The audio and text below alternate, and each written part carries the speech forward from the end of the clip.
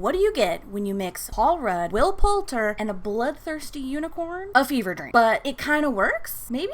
Fuck yes. Death of a Unicorn is one of those movies that sounds like a joke until you're 10 minutes in and you realize, nope, they're completely serious and onto something? Let's break down what made this campy horror comedy so unexpectedly fun, what missed the mark, and who is the one character that stole the entire film.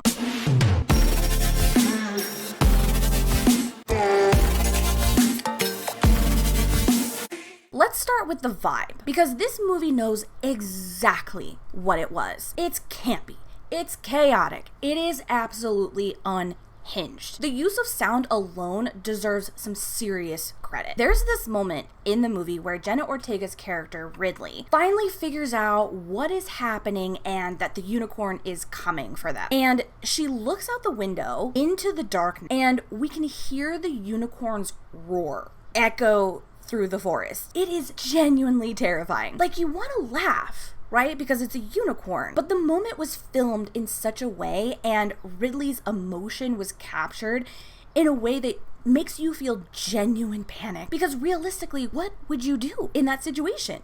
You don't know. You have a unicorn coming to kill you. Just think about that. So that kind of tonal balance, not easy.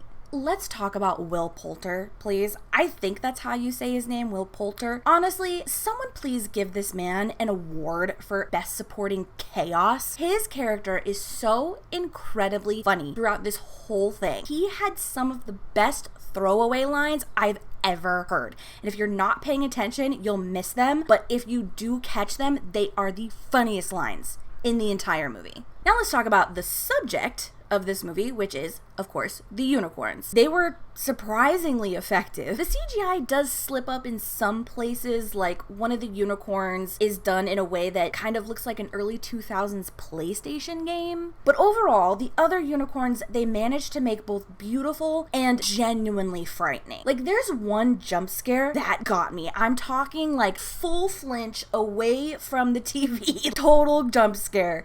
And it was pretty funny, I'm not gonna. Not everything worked in this movie though. Paul Rudd played Ridley's father, Elliot, and while I think that the writers were going for this flawed man redemption arc, for me it just didn't land very well. His character was so unlikable that by the end I wasn't really rooting for him, kind of rooting more for the unicorn, but that's just, that's just my 2 cents about that.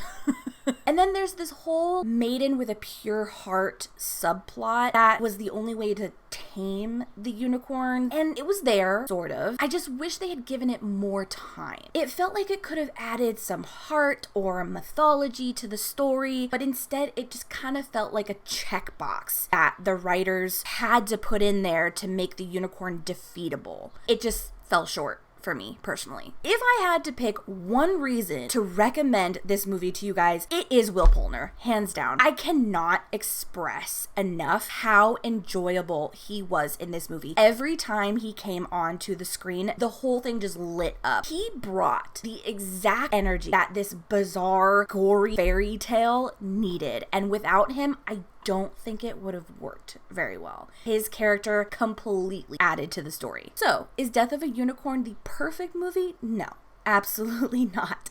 But it is fun. It's campy, it's weird, it's bloody, and it knows exactly what it's doing. If you can overlook some of the shoddy CGI and some of the missed story beat, you're in for a wildly entertaining ride. I gave it 4 out of 5 stars, not because it's groundbreaking, but because it commits to what it is. If you've seen Death of a Unicorn, let me know what you thought in the comments below. And hey, if you love movies and you want to see more reaction videos and reviews, hit that like and subscribe to my channel. I'll see you in the next one.